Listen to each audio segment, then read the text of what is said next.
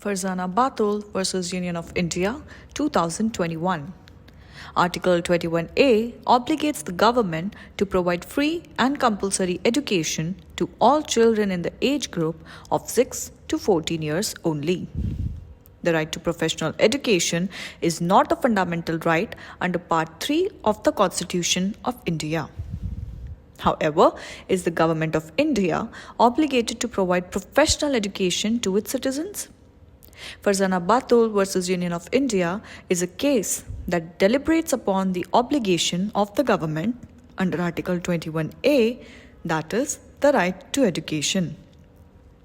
It pondered upon the fact that whether higher education up to the professional level comes under the fundamental right to education or not.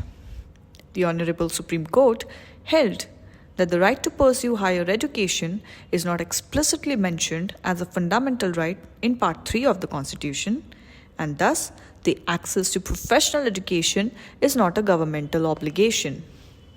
Introduction.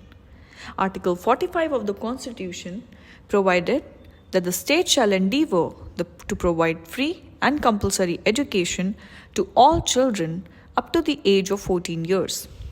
But, being a directive principles of state policy, this provision had its limitations.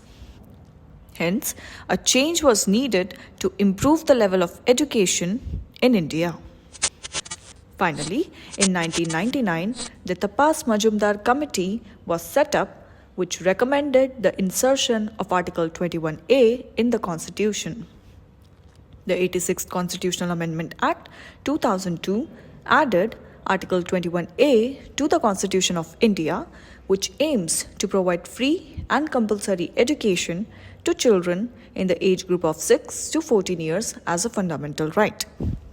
The 86th Amendment also added a new fundamental duty under the Article 51A, which states that it is the duty of every citizen of India to provide opportunities for education to his or her child or ward between the age of 6 and 14 years.